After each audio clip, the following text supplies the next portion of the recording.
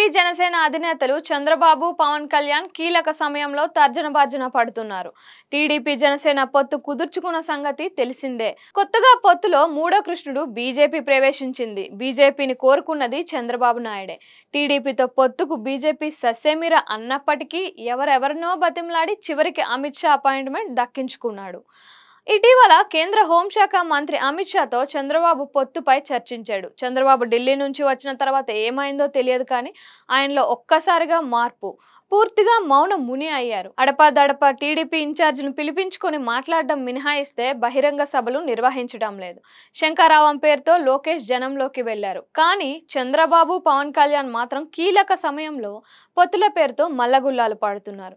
BJP భారీ డిమాండ్లను చంద్రబాబు ఉంచిందనే ప్రచారం జరుగుతోంది.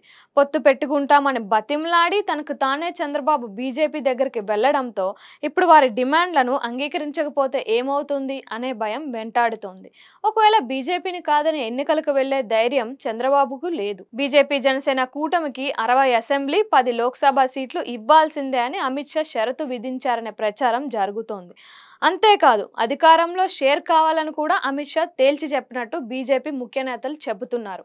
ఇది నిజమైతే చంద్రబాబు ఇక టీడీపీని మూసుకోవడం మంచిదని సొంత పార్టీలు అంటున్నమాట. పొత్తు అనేది టీడీపీకి రాజకీయంగా లాభం కదా దేవుడెరుగు. శాశ్వతంగా సమాధి కట్టేలా ఉందని ఆందోళన ఆ పార్టీ కార్యకర్తలు నాయకుల్లో ఉంది. చంద్రబాబు చాణక్యుడని పవన్ లాంటి వారిని మాయ చేసి అన్ని సీట్లలో తన వాళ్ళనే నిలుపుకుంటారనే ప్రచారం సాగింది. అయితే బీజేపీ ఎప్పుడైతే ఎంటర్ అయిందో అప్పటి నుంచి సీన్ మొత్తం మారిపోయింది. అమిత్ షాతో భేటీలో ఏం జరిగిందో చంద్రబాబు బయటకు వచ్చి చెప్పుకోలేని పరిస్థితి. మరోవైపు పవన్ కళ్యాణ్ కూడా దూరంగా ఉంటున్నారు. అందుకే పొత్తుపై నీలి నీడలు అలుముకున్నాయి. మరోవైపు మార్చి మొదటి వారంలో ఎన్నికల నోటిఫికేషన్ రానుంది. ఇప్పటికీ కనీసం 10 మంది అభ్యర్థులను కూడా ప్రకటించలేని దయనీయ స్థితిలో ప్రతిపక్ష పార్టీలు ఉన్నాయి. ఇలాగైతే పొత్తుల వల్ల లాభమా నష్టమా అనే ప్రశ్న ఉత్పన్నమవుతుంది. పొత్తులో భాగంగా ఎవరెవరికి ఎక్కడెక్కడ సీట్లు ఇస్తారో చూసుకొని ఆ తర్వాత తమ భవిష్యత్ కార్యాచరణ ప్రకటిద్దామనే ఆలోచనలో టీడీపీ జనసేన నేతలు ఉన్నారు. విడవమంటే పాముకు కరవమంటే కప్పకు కోపం అనే సామెత చందాన ఆ రెండు పార్టీల నేతల పరిస్థితి తయారైంది.